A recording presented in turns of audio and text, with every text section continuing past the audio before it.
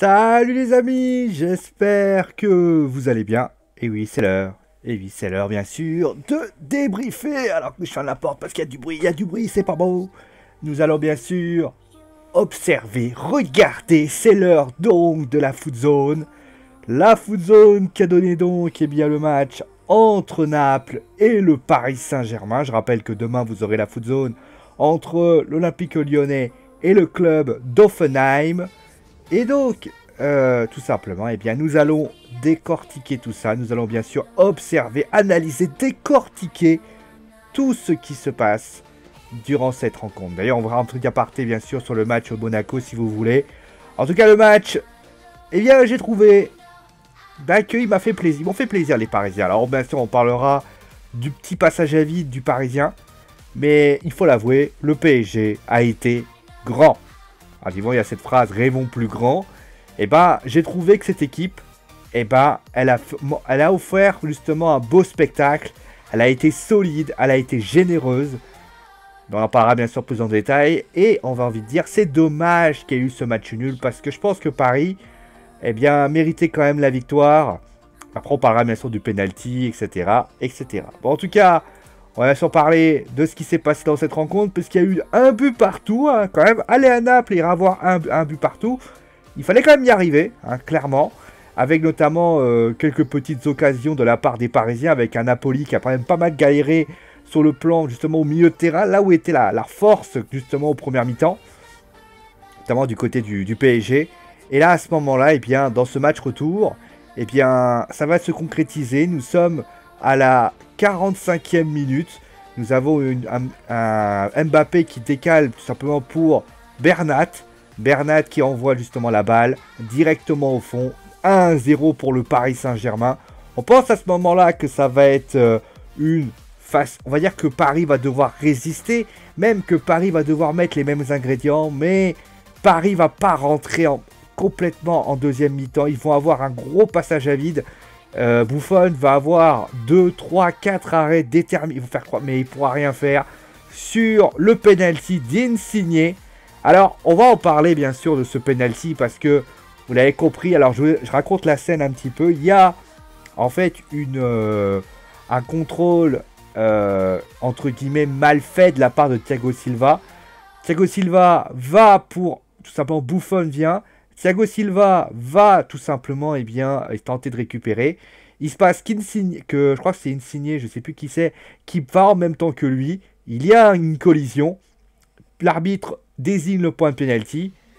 Et d'ailleurs à ce moment-là, vous avez compris, hein, un but partout puisque Insigne transforme le pénalty. Alors est-ce qu'il y avait pénalty? Est-ce qu'il n'y avait pas pénalty? Je pense que il y avait pénalty, tout comme il y avait penalty sur Neymar. Je crois que c'était Neymar. De l'autre côté. Ou c'est Bernat, je sais plus. Un ou l'autre. Clairement, il y avait autant penalty que cette action-là. Là, on avait clairement, pour moi, une collision entre des joueurs. Il n'y a pas eu vraiment de contact. Alors certes, Buffon y va. Thiago Silva y va aussi. Mais j'ai pas trouvé vraiment qu'il y avait une réelle difficulté. L'autre côté, je trouve que si on doit siffler ce penalty-là, il faut siffler également la faute. Mais, vous savez, j'ai ce sentiment un peu étrange. Alors, c'est toujours mon avis. D'ailleurs, les Parisiens ne se sont pas privés pour le dire. Que, en ce moment, le PSG n'est pas arbitré comme les autres. On a vu le match de Liverpool. On a vu le match du match aller aussi, où il y a eu quelques erreurs d'arbitrage.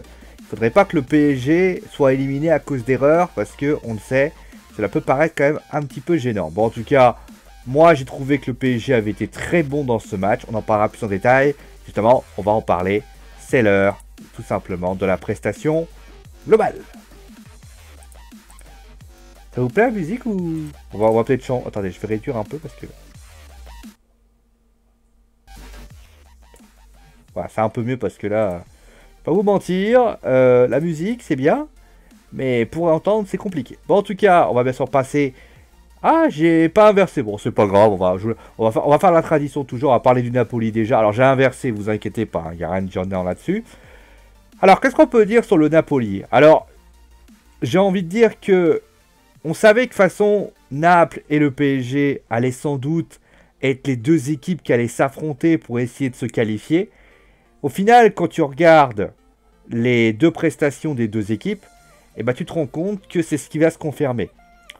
Et il faut le dire, du côté de Naples, on a une grosse équipe, une équipe qui a vraiment des bons acquis. Je pense à Alan, je pense à Koulibaly, je pense à Albiol, je pense à Ospina, qui est aussi... Je pense à Mertens, je pense à Hamsik, même s'il n'a pas été un peu moins bien.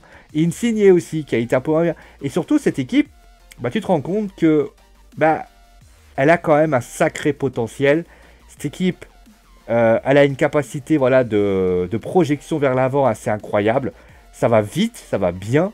On a ce... Voilà, notamment... j'ai trouvé que notamment en attaque, quand ils ont eu leur clan fort, ça va très très vite. Et ils ont une capacité de récupération de balles assez incroyable quand ça passe. Et justement, Paris, en première mi-temps, ce qu'ils avaient réussi à faire, ils avaient réussi à museler Ruiz et Ramsik.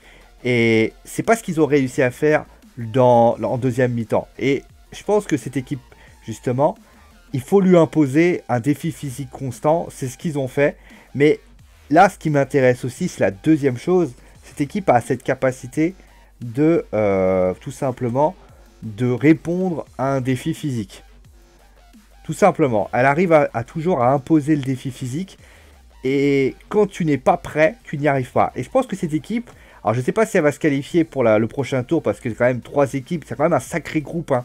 Mais je pense que s'ils vont en Europa League, ou clairement, je pense que cette équipe peut gagner l'Europa League. Elle a cette capacité. Franchement, moi, cette équipe, elle est très forte. En plus, je pense que le pouvoir offensif de cette équipe... D'ailleurs, moi, je trouve que cette équipe, d'ailleurs, c'est quelque chose d'intéressant. Quand vous regardez le Napoli de l'année dernière, de Sarri, et que vous voyez le Napoli d'Ancelotti, et ben vous vous rendez compte qu'il a réussi à modifier ce système, sa manière de jouer pour en faire justement une sacrée bonne équipe, quoi. Il faut le dire. Honnêtement, moi, j'ai jamais vu une équipe aussi... Franchement, moi, elle me plaît, cette équipe. Et moi, j'adore ça. Voilà. Alors, qu'est-ce qu'on va mettre comme musique? Je vais mettre du Link. Voilà. Et donc, on va passer, bien évidemment, et vous attendez tous ce débrief, au Paris Saint-Germain. Alors, le Paris Saint-Germain qui fait donc... Alors, on peut dire ce qu'on veut, mais Thomas Tuchel, il faut le dire, eh ben, Thomas Tuchel, voilà enfin peut-être l'entraîneur qu'il fallait au Paris Saint-Germain. C'est un mec qui n'a pas peur de prendre des décisions fortes. C'est un mec, alors, pour des raisons diverses, mais qui assume les choix. Prenons le cas, par exemple, du système. Depuis le match nul qui a eu lieu il y a 2 semaines contre Naples, eh ben, il a changé son dispositif. On est passé à un dispositif en 4-3-3 ou en 4-2-3-1 à un système en 3, enfin en 5-2-3 ou en 3-4-3. Avec notamment 2 milieux de terrain. Alors, et il a réussi notamment à compenser le fait de ce milieu de terrain sentinelle qui posait. Et finalement, eh ben, on voit que ce système-là, certes, il n'aide pas dans un point de vue offensif, parce qu'on voit clairement que les Parisiens ne sont pas toujours très forts, mais dans la possession du ballon, et il sait de toute façon qu'il a un pouvoir offensif assez exceptionnel, il permet notamment une possibilité, notamment avec Mbappé et Neymar, de pouvoir y aller. Moi, je pense que quand Cavani va revenir, il va très vite, eh bien, on va avoir justement ce neuf un petit peu que KD peut avoir. C'est-à-dire qu'il peut avoir... Je pense qu'il manque juste Cavani dans ce dispositif. Quand KD sera là, je pense que ça peut être tout simplement... Et ça répond au dispositif. On l'a vu notamment, j'ai trouvé notamment un truc très étonnant, c'est qu'on a souvent dit que Bernat galérait sur le côté gauche. Le fait qu'il ait Kerrer derrière lui permet notamment d'avoir un pouvoir offensif. Notamment, on a vu Meunier et Bernat beaucoup déborder sur les côtés, chose qu'on n'avait pas vu dans le match aller. Moi, j'ai trouvé que Draxler était quand même assez intéressant à jouer. Et puis, il faut le dire, on va en parler après, je parlerai plus du match. Et puis, je trouvais que Marquinhos, Thiago Silva, les 3 sont très étonnants. Je trouve que le système se suit bien. Neymar, alors peut-être que et ce système va évoluer.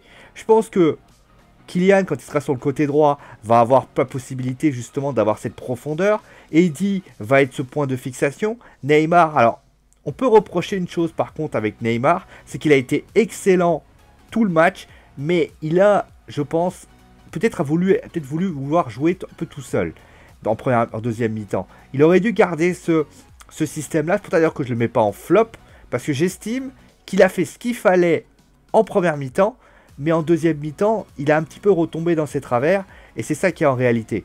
Et puis, faut l'avouer, le retour de Buffon, qu'on le veuille ou non, a fait du bien au Paris Saint-Germain. On le sent mieux, cette équipe. On l'a vu, 4 arrêts. Alors, c'est pas qu'Areola n'aurait pas pu le faire, mais on voit qu'il y a une sérénité qui s'est dégagée. Peut-être que la présence de Buffon a aussi cette facilité-là. Après, il faut l'avouer, Areola reste très bon. Areola reste l'un des gardiens. Pardon, j'ai fait une erreur. Un excellent gardien. Et je pense qu'il va, il va sans doute jouer avec sa place, et ainsi de suite, et ainsi de suite. Voilà.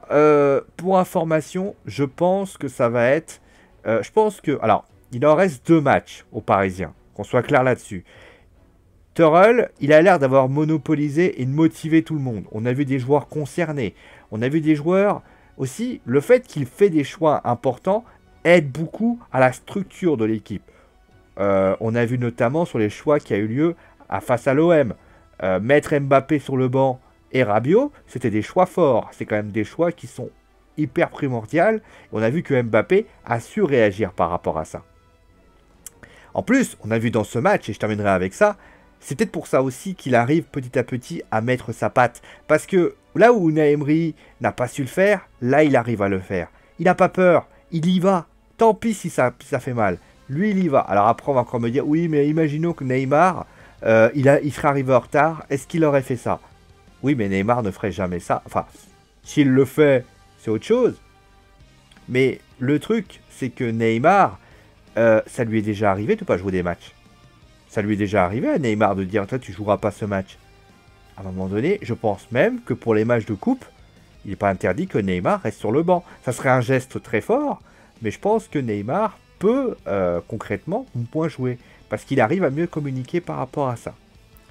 Pour ce qui s'agit, voilà, on va parler voilà, des choix forts et je terminerai avec ça. Je vais en parlant des choix forts.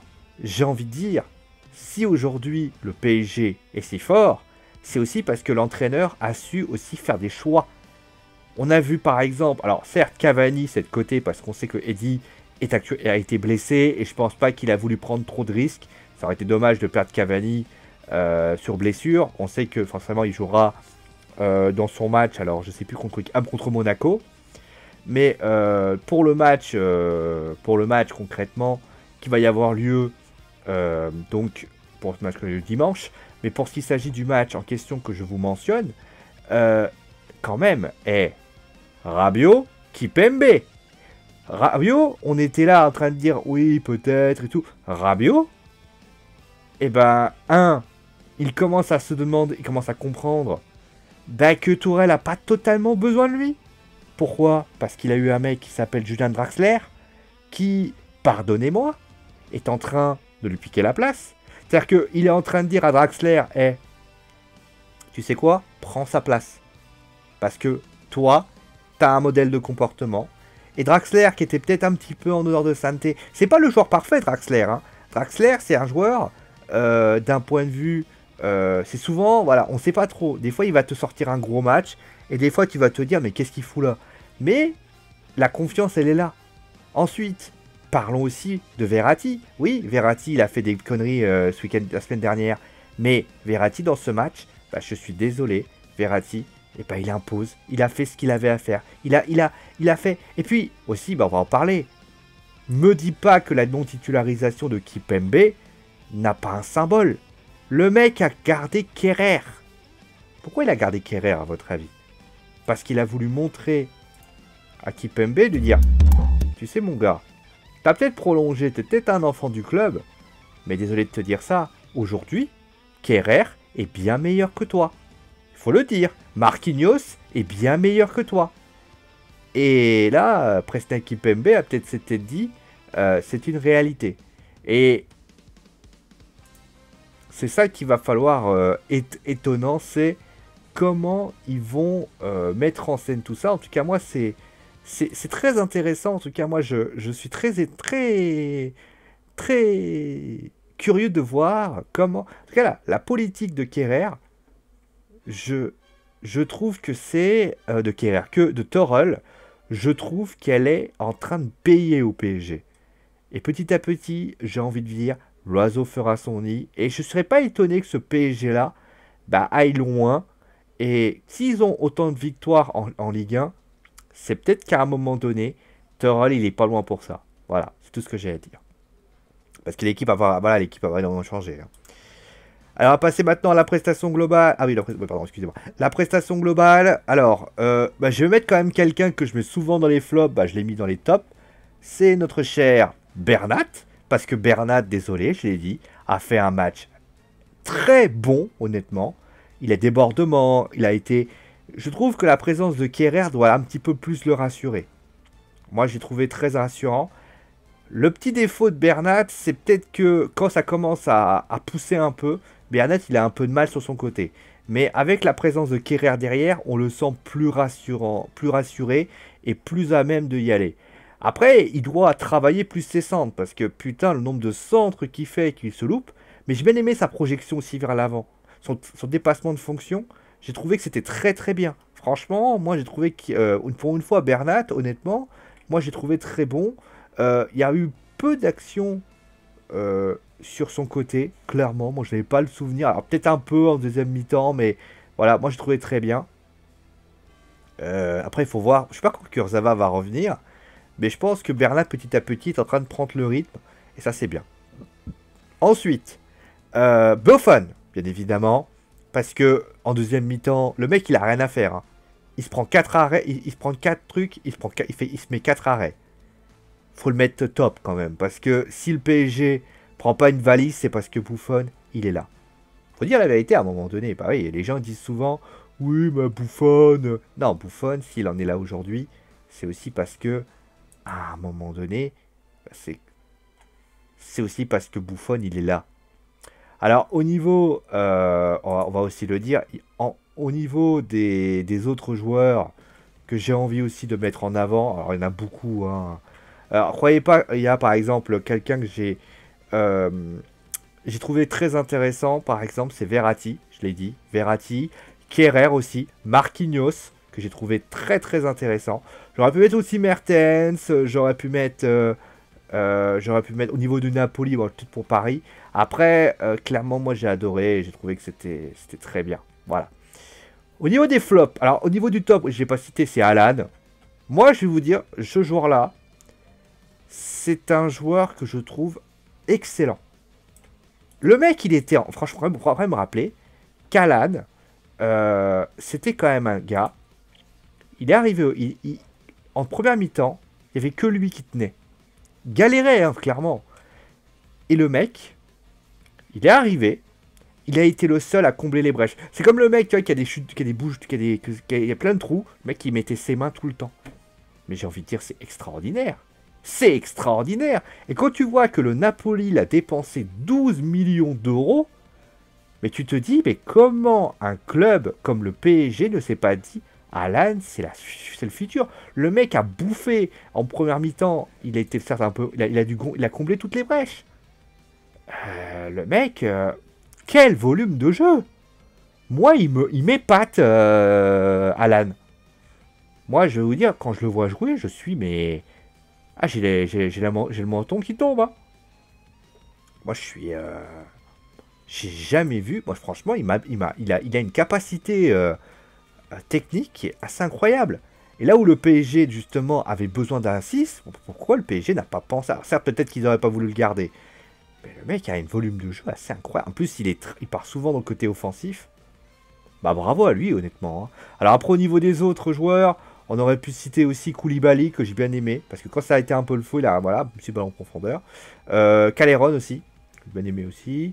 Insigne, Mertens, voilà. Au niveau des joueurs, flop, maintenant. Bah, j'ai envie de citer un joueur qui s'appelle Maximovic, parce que Neymar s'est amusé, mais surtout, Bernat aussi s'est amusé. Et notamment sur le but. Le mec, il y va. Enfin, je fais du fois, vous n'allez pas me voir. Le mec, il y va. Il a complètement lâché il a été complètement largué. Faut le dire. Si le PSG a marqué, c'est parce que lui n'a pas su faire ce qu'il fallait. Faut dire la vérité. Voilà, Maxinovic, flop. Au niveau des joueurs du Napoli, on peut citer aussi Hamsik, que j'ai trouvé un peu en deçà. Certes, il a fait. Pour moi, il n'a pas vraiment pesé. Voilà, c'est pas un joueur, voilà. Mais j'ai voulu mettre à Maxinovic que j'ai trouvé un peu moins intéressant. Voilà. Le deuxième que j'ai envie de citer, bah, c'est notre cher Di Maria. Alors, ce qui est quand même paradoxal avec Di Maria, c'est un peu comme Draxler. Il fait un premier match aller où le mec te sauve le match littéralement. Et j'ai le sentiment d'ailleurs que quand tu le mets dans ce poste, il a du mal. Di Maria, il a été mis sur le côté droit, hein, pour ceux qui ne sont pas vus. Il a été transparent, offensivement, défensivement. Ça a été, je l'ai trouvé, mais transparent. C'est quand même étonnant de voir ça. C'est qu'on a des... Di Maria, c'est le mec, il est capable de te faire des choses extraordinaires. Prends le match aller. Le mec, il prend le match contre Liverpool, le mec, il se défend, il fait ça. Il prolonge. Il a prolongé, je crois, il y a quelques semaines.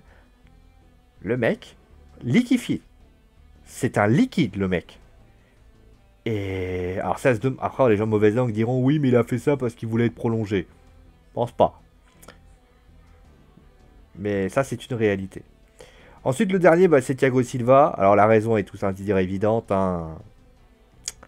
L'erreur sur le contrôle qui pour moi... Alors pas le penalty en lui-même. L'erreur de contrôle. Parce que quand il fait l'erreur... Qu'il n'aurait pas loupé son contrôle, il n'y aurait pas eu ça. Et puis je l'ai trouvé... Alors il a été excellent. Hein. Mais il y a cette erreur-là, et cette erreur-là, il la paye cash, les Parisiens. Voilà. Au niveau des autres flops, Meunier aussi un petit peu. Neymar, c'est particulier. Parce que Neymar, il a beaucoup essayé. Franchement, je l'ai trouvé très volontaire, Neymar.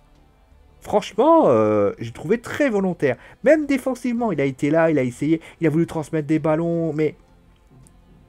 Pour moi, c'est son défaut, c'est les dribbles. Il a toujours tendance à vouloir dribbler à tout va, et forcément, c'est un peu problématique par rapport à tout ça. Voilà, bon. Voilà un petit peu ce qu'on avait à dire. Bon, voilà, donc, la foot zone qui se termine. Donc, il n'y aura pas de Monaco, je pense qu'on en parlera peut-être plus en détail.